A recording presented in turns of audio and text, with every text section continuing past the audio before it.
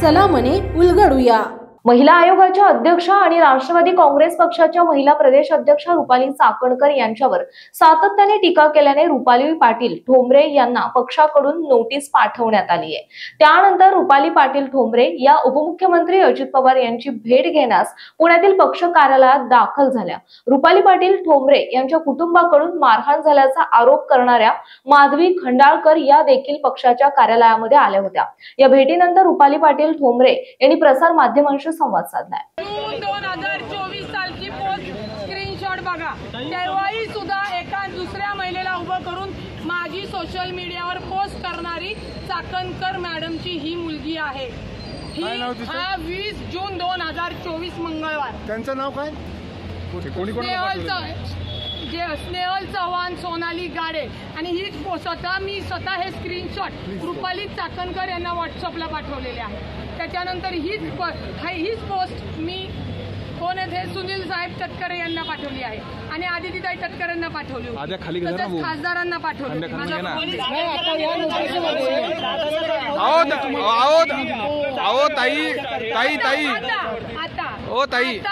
ऐका ना, सगळ्या प्रश्नांची उत्तर मी खरंच देणार आहे, हातात राहू। आता ज्या दिवशी तिला विचारणा करायला गेले त्या दिवशीचा व्हिडिओ स्वतः खुद्द माधवी खंडाळकर यांनी व्हायरल केला होता, तो ऐका।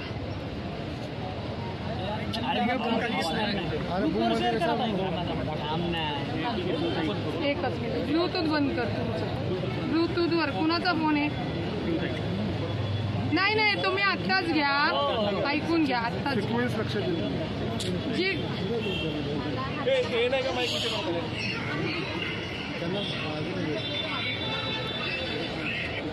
चाकणकरांना फोन कर, रुपाली चाकणकरांना फोन कर। हा व्हिडिओ मी तुम्हाला पाठवते।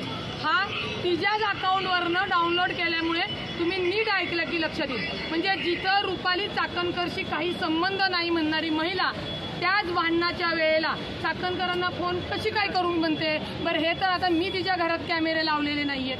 हा व्हिडिओ तिने तिच्या याच्यावर टाकला आणि तो मी फक्त घेतला आणि माझ्या वकिलीच्या यांनी त्या गोष्टी सगळ्या तुमच्यासमोर।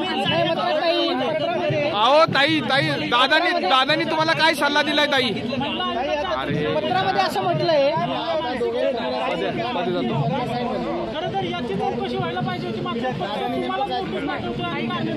अजिबात नाही। दादांची भेट झाली, दादा काय म्हणले ते सांगा। दादांनी सांगितलेलं आहे की त्या माधवी खंडाळकर पण तिथं आल्या होत्या।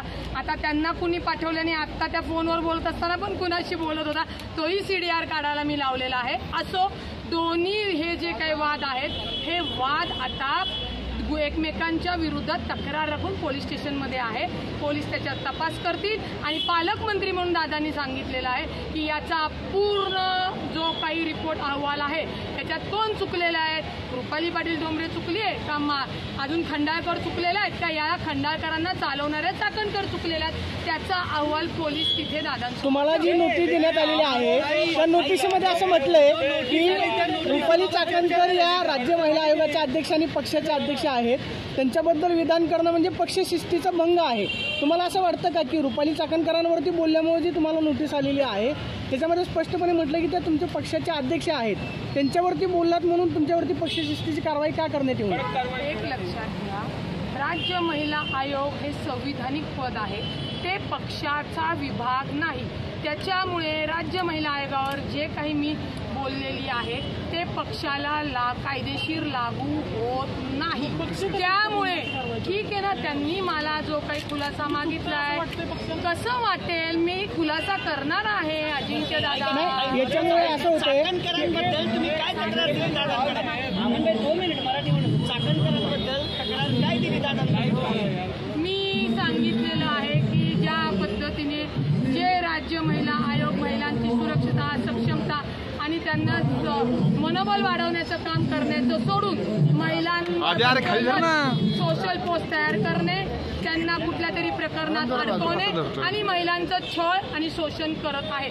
आणि आपल्या माहितीसाठी सांगते, जी काही माझी पोस्ट चाकण माधवीने केली होती त्याचाही मी पोलिसांना तक्रार दिलेली आहे, URL दिलेली आहे आणि मला क्रिमिनल धमकी मला इंटेन्शनली माझा इन्सल्ट करणे आणि माझी बदनामी करणे या अंतर्गत गुन्हा दाखल करायला सांगितलेला जे तुम्हाला नोटीस देण्यात आलेली आहे, संजय खोडके हे पक्षाचे सरचिटणीस आहेत.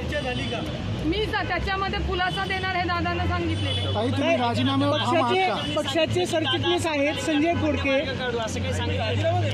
दादा राज्याचे मुख्यमंत्री आहे, उपमुख्यमंत्री, लवकरच मुख्यमंत्री होणार आहेत. दादा हे राज्याचे उपमुख्यमंत्री आहेत.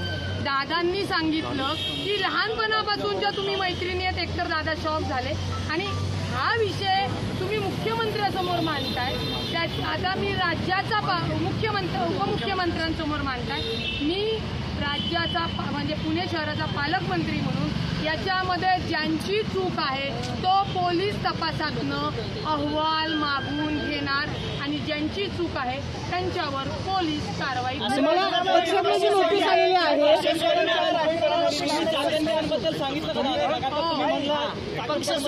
राजीनाम्यावर तुम्ही ठाम आहात का? तुम्हाला नोटीस जाणारी महिला बिला वाटले का तुम्हाला? मी कायदेशीर त्याला उत्तर देऊन हे करणार. पक्षाने जे मला जे काही खुलासा मागितलाय तो करणार आहे.